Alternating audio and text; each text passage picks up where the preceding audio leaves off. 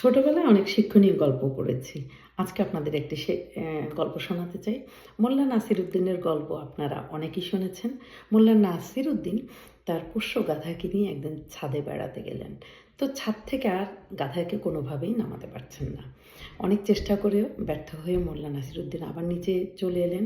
দেখলেন ছাদে গাধাটি প্রচণ্ড রকমের লাথি দিচ্ছে ছাদে। তো নাসিরুদ্দিন টেনশনে পড়ে গেলেন, পুরনো বাড়ি তো ছাদই ভেঙে ফেলবে। আবার নাসিরুদ্দিন উপরে উঠে এলেন, টানা হেঁচড়া করে গাধাকে নামানোর চেষ্টা করলেন। কিন্তু উল্টো গাধা এমন জোরে লাথি দিল নাসিরুদ্দিনকে, ছাদ থেকে নাসিরুদ্দিন নিচে পড়ে গেলেন এবং কোমরে ব্যথা পেলেন, পা ভাঙলেন। তারপরেও ক্ষান্ত হননি গাধা। গাধা কন্টিনিউ ছাদে লাথি দিতে দিতে ছাদ ভেঙে গাধা নিজেও নিচে পড়ে গেল। তখন মোল্লা নাসিরুদ্দিন ভাবলেন, আসলে গাধাকে কখনো উপরে তুলতে নেই।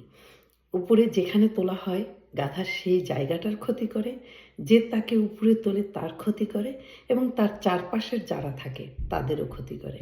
এই গল্প থেকে একটি শিক্ষণীয় বিষয়, আসলে গাধাকে গাধার জায়গায় রাখতে হয়।